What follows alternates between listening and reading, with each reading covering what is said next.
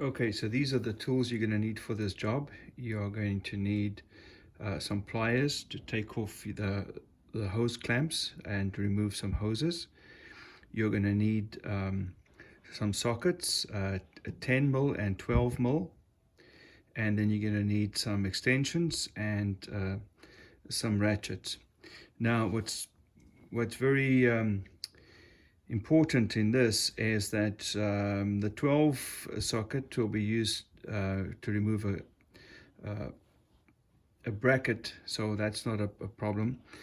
But when it comes to the 10s and you get to the actual nuts that hold on the thermostat housing, it's an awkward position because you don't have the opportunity to go in straight like that into it.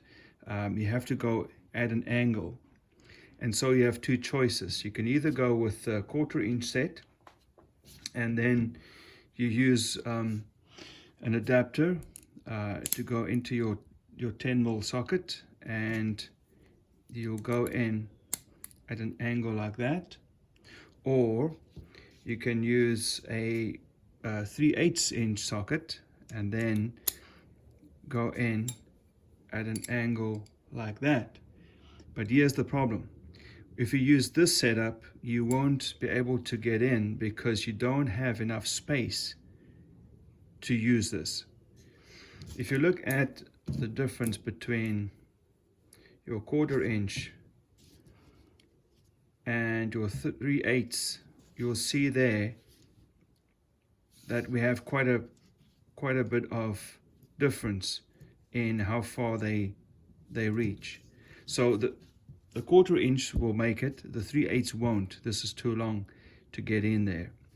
So what you have to do is either go with your 1/4 inch setup, which will work just like this, or you have to use a wobble extension. Now the wobble extension, as you can see, is not straight in but has a wobble in the end, and this allows you to get an angle on it. So if you use your 3/8 socket and you put that in, put it out slightly, and then you've got your wobble, as you can see.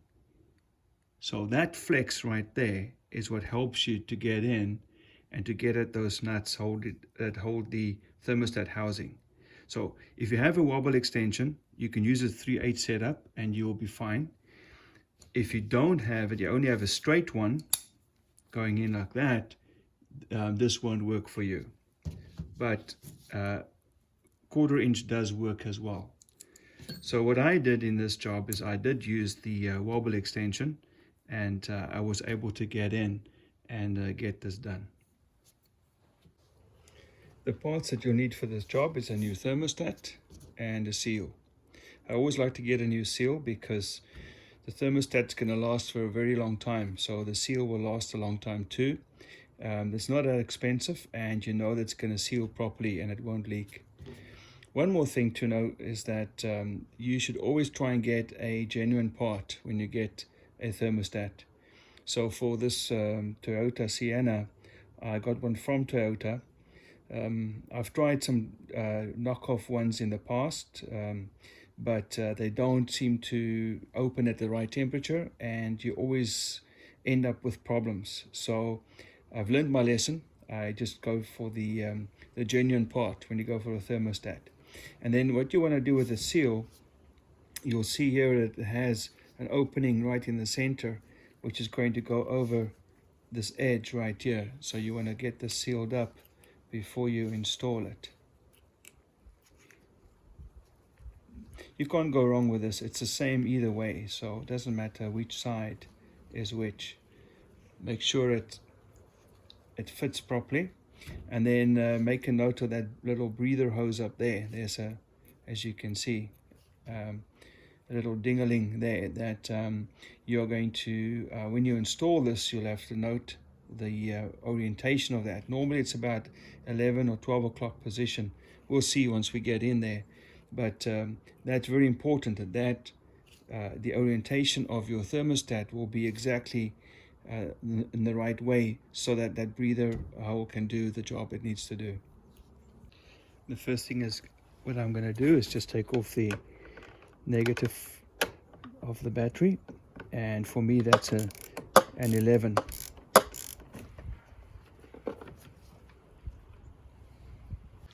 Then I'm going to remove the little arrows at the back here.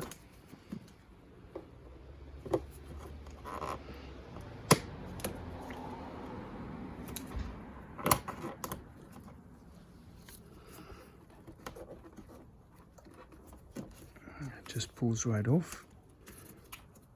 Then I'm going to take out this connector over here. The next thing to do is to take off this pipe here that goes to the inlet. And this for me is a 10 mil.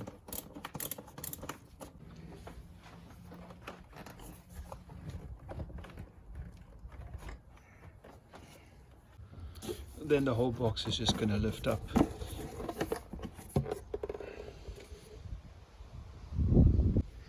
Next thing you want to do is just remove your air filter, and then remove the box. Inside the box you only have 1, 2, 3 bolts to remove. These are 10 millimeter, and it's best to use an extension for that. Once you've removed the 3 bolts, you're going to remove this connector from the back, and then the whole box is just going to lift up. So just to give myself room, I'm going to take off this breather over here. That comes off. That pulls right out. And this is another 10 millimeter.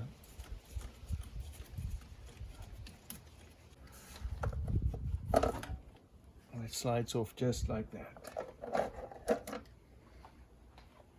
Just to make sure nothing comes into your air intake, you can take a rag and just put that in the front.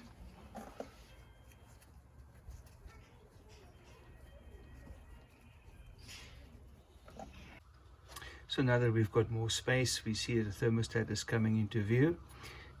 It is going to sit just below this pipe that runs in there. Just below that is where your thermostat is located. So the next thing to do is to remove this connector right here and this connector right here so that they don't get damaged. And then this pipe down here, I don't know if you can see that properly. That pipe right there is an inflow that goes into that housing, and in that housing is your thermostat. So this pipe needs to be removed so the housing can come out. And there's a fastener just behind here,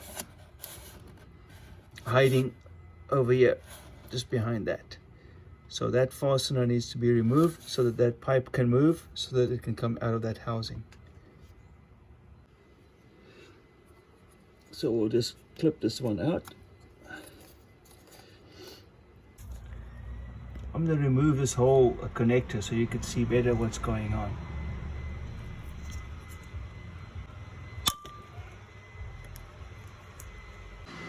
This is a number 12 mil bolt, so I'm just going to remove that. Okay, so this 12 mil bolt is ready to come out now.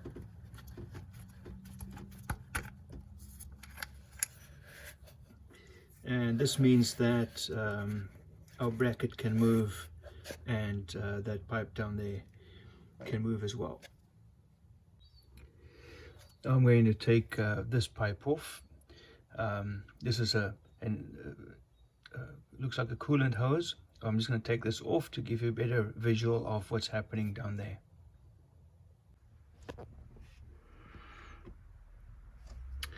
So I've taken off this pipe so we can have more visual, and now this connector is going to come off.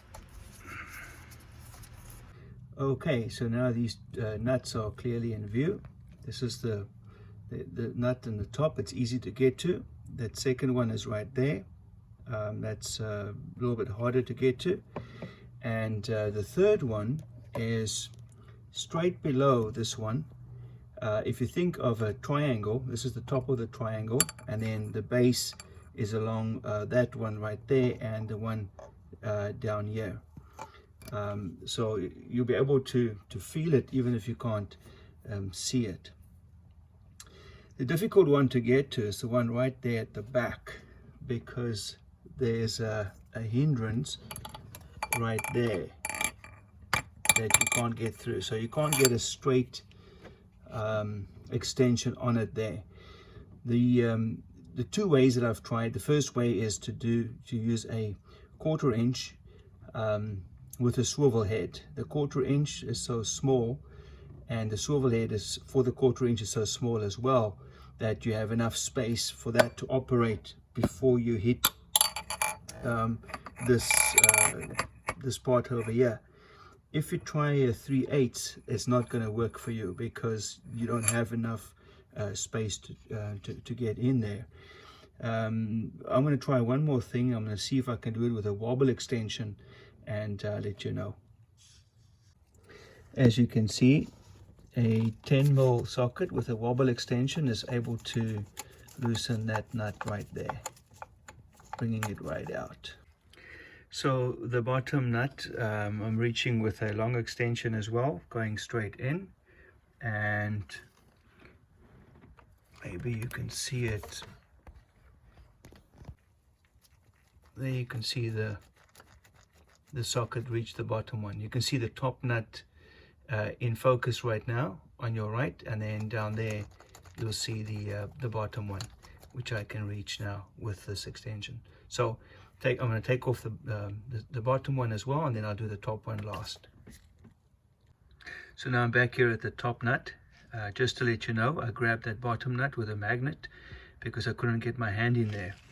But the top one, I think, is going to be a little bit easier to do. Okay, so now we have all the nuts off, and we're ready to take off the housing. I think it's not going to be all that easy, because there's a lot of wires and connectors and stuff in the way, but we're just going to wiggle this somewhat. So even though I'm trying to wiggle this, it's not coming off, and I think it's maybe this little bracket over here that I need to loosen up, and then it'll be able to move out. So I'm going to be able to get a number 10. It's a number 10mm 3/8 socket on there, and I'm just going to loosen that bracket, and then this housing here should be able to move out. So now that we've taken that off, this whole bracket here comes off. And that means that we can now take off our housing.